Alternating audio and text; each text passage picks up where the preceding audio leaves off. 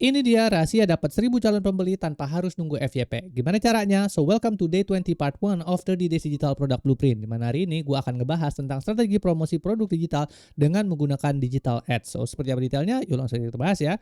Halo, senang sekali bisa mulai mengeksekusi konten ini bersama Anda. Kita sudah berada di fase 5 yaitu tahap peluncuran. Dan hari ini adalah momen penting untuk bisa mengubah produk digital Anda menjadi sebuah mesin penjualan otomatis gitu ya. Nah, mungkin kamu bertanya, kenapa saya harus bayar iklan kalau postingan aja bisa sekali posting di sosial media aja itu sebenarnya bisa gratis gitu ya. Jadi jawabannya adalah kontrol dan kecepatan gitu ya. Digital ads adalah cara kita bisa menyewa tempat di barisan depan agar langsung terlihat oleh calon pembeli tanpa harus menunggu keberuntungan algoritma gitu ya. Jadi kalau misalnya kita posting secara organik, posting secara organik itu maksudnya posting di sosial media tanpa menggunakan iklan itu kita biasanya nungguin algoritma pick up konten kita kan. Sedangkan kalau misalnya kita mau jualan ya tujuan kita kan ya berjualan gitu kan. Nah, digital ads ini adalah salah satu caranya atau medianya kita untuk bisa berjualan produk digital secara cepat gitu ya, terkontrol dan juga secara scalable, secara cepat dan besar gitu kan. Nah, kayak gitu. Jadi itu caranya. Nah, berikut adalah perbandingan sederhana agar kamu yakin makin paham apa perbedaannya gitu ya. Nah, siapa yang melihat? Terutama pengikut followers selama Anda aja gitu kan kalau misalnya postingan biasa. Yang kedua adalah kalau misalnya kecepatan butuh waktu lama dan konsistensi tinggi untuk bisa menyebar. Yang ketiga adalah kontrol, mengikuti kemauan algoritma atau platform-platform untuk bisa dapetin engagement yang tinggi lah segala macam. Editingnya harus bagus, juga value-nya juga harus benar-benar bisa deliver. Kalau enggak, itu videonya nggak ditonton, videonya nggak akan di-push sama algoritma gitu kan. Nah, habis itu berikutnya di sini ada jembatan produk. Iklan adalah penghubung antara e-book atau kursusmu dengan orang yang sedang pusing mencari solusi tersebut. Nah, dengan menggunakan iklan itu konten atau postingan iklan kita itu akan sangat-sangat niche dan sangat-sangat tertargeted ke spesifik orang. Sehingga jadi kalau misalnya kita mau berjual produk digital, kita jadi orang-orangnya yang lihat langsung pada tempatnya, nggak asal-asalan kayak gitu ya. Jadi kayak gitu. Dan dia udah punya yang disebut sebagai namanya adalah buying intent. Jadi orang-orang tersebut udah pengen mau beli produk tertentu tapi dia belum tahu aja produknya apa yang mau dibeli. Nah, dengan menggunakan digital ads ini kita bisa gitu kan nge-push produk kita untuk bisa muncul tepat sasaran di orang yang tepat. Jadi kayak gitu. Itu yang pertama. Yang kedua adalah targeting. Kamu bisa mengatur agar iklannya hanya muncul di HP orang dengan hobi, lokasi dan usia tertentu. Itu yang kedua. Yang ketiga adalah budget fleksibel. Kamu tidak harus kaya untuk mulai, cukup sisihkan harga segelas kopi sehari untuk bisa mulai tes pasar gitu ya. Nah, terus sebenarnya ini kalau untuk bisa pembahasan secara detailnya antara perbedaan antara pemasaran atau melakukan promosi atau melakukan marketing dengan menggunakan produk digital dengan menggunakan organik versus menggunakan ads itu ada lengkap di penjelasan tentang 30 Days Digital Product Calculator gitu ya. Nah, itu kalau teman-teman beli kursus gue yang namanya Kreator Viral, di sana itu udah lengkap semuanya gitu ya. Dan jadi di situ udah ada perbedaannya dan kira-kira kalkulasinya dan targetnya seperti apa. Kalau teman-teman mau dapetin 10 juta pertama dari produk digital dengan dalam jangka waktu 30 hari, itu hitung-hitungannya seperti apa, itu semuanya udah lengkap di sini. Nah, sebelum gue lanjut, di sini ada pertanyaan buat teman-teman. Jadi coba tebak-tebakan menurutmu mana yang lebih bikin deg-degan tapi asyik, menunggu konten masuk FYP secara ajaib atau membayar sedikit tapi pasti dilihat 1000 orang pilihanmu dan bisa dapat penjualan dari produk digital teman-teman gitu ya. Nah, balik lagi nanti kita bisa teman-teman bisa komentar dan kita diskusi di kolom komentar di bawah.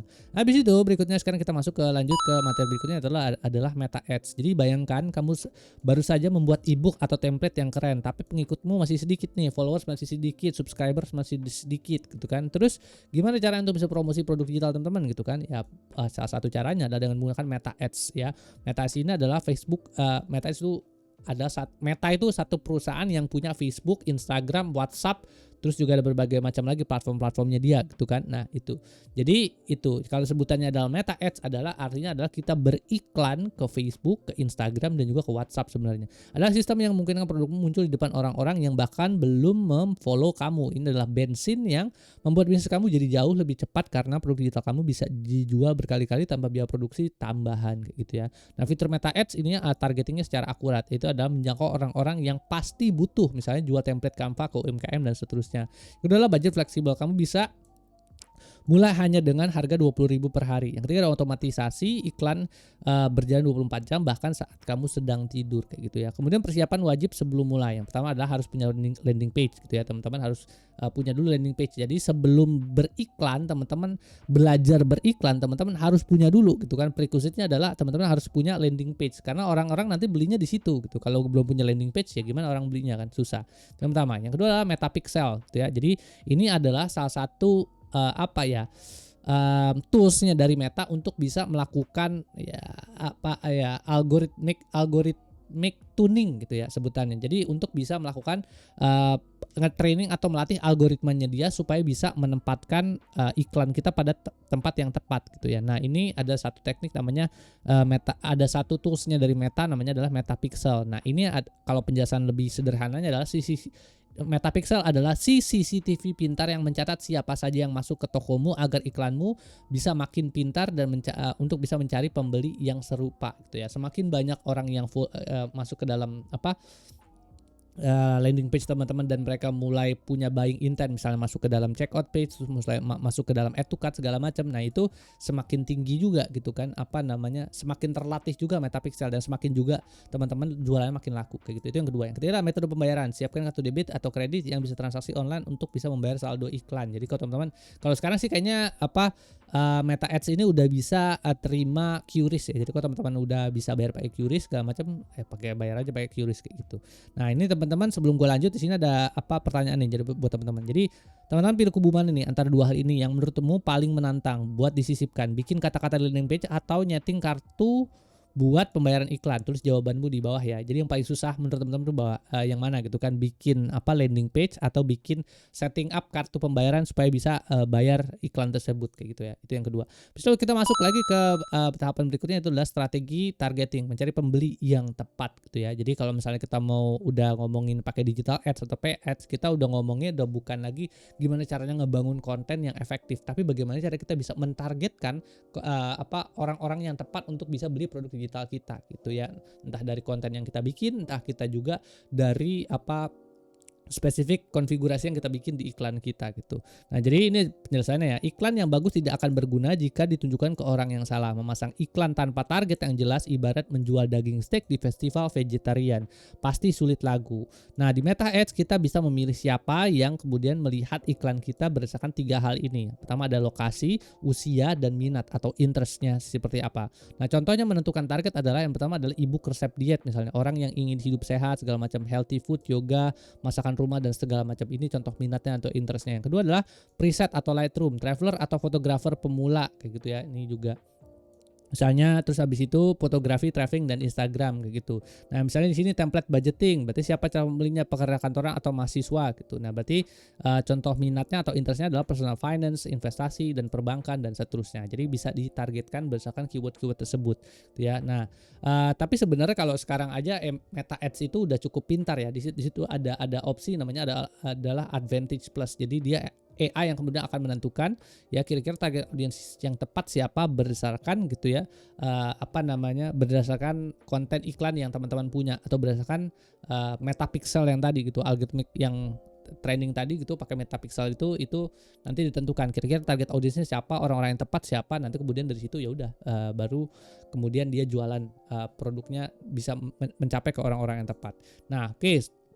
Sebelum gue lanjut, di sini ada pertanyaan buat teman-teman ya. Jadi mari berandai-andai kalau hari ini kamu jualan produk digital, kira-kira siapa satu sosok audiens yang paling pengen kamu tawarin produk itu? Coba deskripsikan singkat di kolom komentar di bawah supaya kita bisa saling belajar satu sama lain gitu ya. Oke.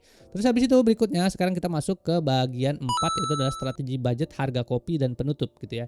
Jadi banyak pemula takut beriklan karena bayang-bayang uang habis sia-sia atau boncos. Padahal kuncinya adalah mulai dari kecil untuk bisa mendapatkan data. Anggap saja Anda sedang berinvestasi seharga secangkar kopi setiap hari untuk bisa membangun mesin uang Anda gitu ya. Sebenarnya the lowest budget dan yang kita bisa setup di dalam Meta itu antara sekitar 20.000 sampai 50.000 per hari gitu ya. Jadi anggap aja ya udah nggak usah ngopi setiap hari, tapi kita terus gitu ya berkorban untuk masa depan kita gitu supaya algoritmanya tertraining, terus habis itu ya udah nanti kalau misalnya produknya udah laku segala macam, algoritmanya sudah tertraining, ya udah kita tinggal nyantai-nyantai doang. Lu mau beli kopi sehari 10 kali, lu mau beli kopi sehari 30 kali kayak ya it doesn't really matter man. Yang penting lu di awal-awal kayak gitu tahan-tahan dulu dikit untuk bisa terus belajar ya sampai akhirnya lu bisa dapat jualan produk digital gitu ya. Habis itu berikutnya di sini tujuannya adalah bukan langsung kaya tapi untuk bisa melihat konten mana yang paling disukai audiens, yang paling memikat audiens itu seperti apa kayak gitu ya.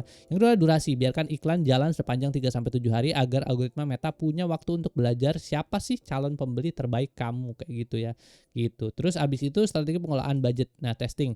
Ya, kita bisa start dari 20 sampai 30 ribu hari menjalankan 2 sampai 3 konten berbeda untuk bisa mencari pemenangnya. Yang kedua adalah scaling, naikkan budget 20% setiap bertahap untuk bisa ngelihat kira-kira konten mana atau niche mana yang paling tepat untuk bisa kita hajar gitu ya gitu. Habis itu yang ketiga adalah retargeting gitu ya, 15.000 sampai 20.000 per hari, menaikkan iklan kembali ke orang-orang yang sudah klik tapi belum beli. Ini ada tekniknya pada saat kita setup iklan itu ada tekniknya namanya adalah tofu mofu bofu. Tapi selain itu juga ada banyak lagi strategi-strategi selling. Jadi cuma jangan terpaku di tofu mofu bofu doang. Ada lagi strategi-strategi selling, strategi-strategi scaling lainnya, strategi deteksi iklannya itu seperti apa, itu ada banyak banget caranya gitu ya. Jadi kayak gitu. Nah, ini habis itu mungkin ini salah satu rules yang paling sederhana ya. Kapan harus lanjut atau ganti strategi iklan? Yang pertama adalah jangan terbawa perasaan dengan desain iklan kamu, gunakan logika sederhana. Lanjut kalau misalnya biaya per kliknya atau cost per kliknya CPC murah dan mulai banyak yang bertanya atau membeli. Itu yang pertama.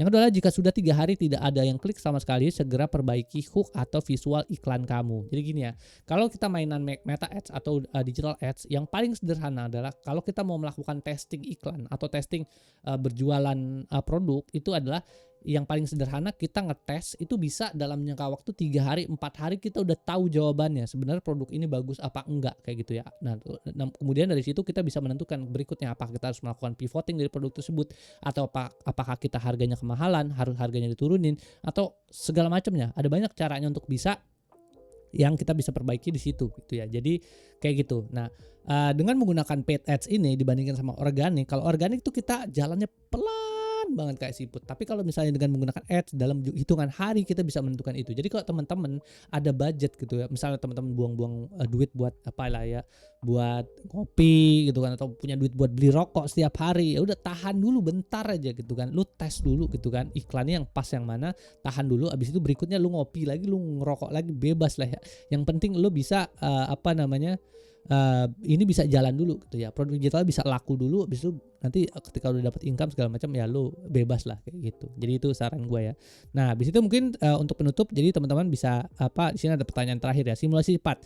Jika kamu punya uang 50.000 hari ini, kamu bakal pilih buat apa nih? Beli kopi di kafe mahal demi gaya atau lifestyle gitu, atau jadiin bensin iklan kamu buat nyari pembeli pertama? Pilih yang jujur ya, nanti kita bisa diskusi di kolom komentar di bawah gitu. Bang, gua nggak bisa nih, gua nggak bisa meninggalkan kopi adalah hidup gua misalnya kayak gitu kan ya, atau gua nggak bisa ninggalin teh itu enak gitu kan ya. Dah kita bisa ngobrol diskusi di kolom komentar di bawah gitu ya. Oke sip, paling itu aja ya yang bisa gue sambil di video kali ini. Balik lagi, mudah-mudahan video ini bermanfaat gitu ya. Nah ini balik lagi kalau misalnya teman-teman pengen belajar lagi lebih dalam tentang digital ads, terus cara bikin produk digital yang lebih lengkap segala macam, itu semuanya lengkap ada di deskripsi di bawah di kreator viral di kursus gua gitu ya.